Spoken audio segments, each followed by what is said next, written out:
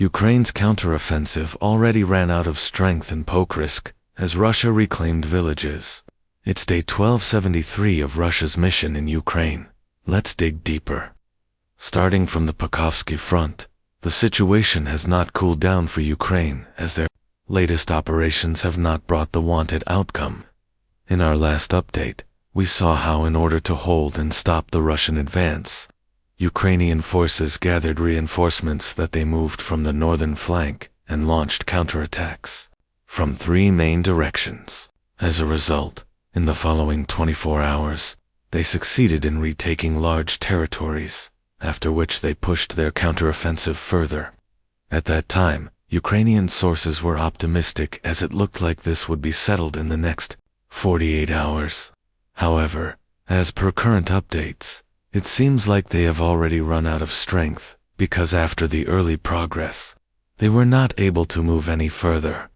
But this doesn't finish here, as they actually lost some of the retaken grounds. According to the latest report, it appears as if Russian troops have launched their own push in a couple of regions near Kushraviar. They not only seized the complete settlement, but also advanced towards Vessel. This is the same path they used earlier. In addition, Russian units also captured Nikonka, which was lost in the recent 48 hours of Ukraine's counteroffensive. As you can notice, it seems like the Ukrainian counteroffensive ended and did not bring the wanted result.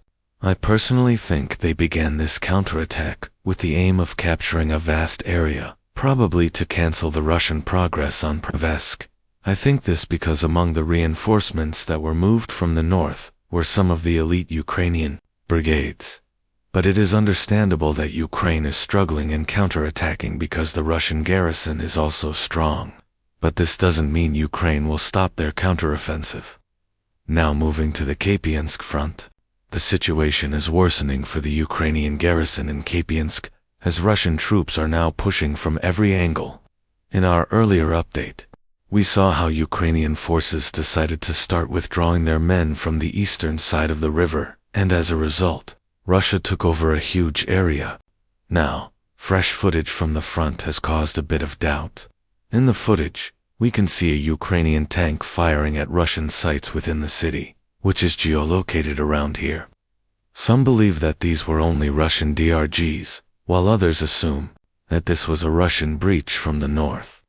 However, whatever that may be the case, this shows that Russian troops are likely going to cut this highway, which is the escape road for the entire eastern side. The situation should become clearer in the next update.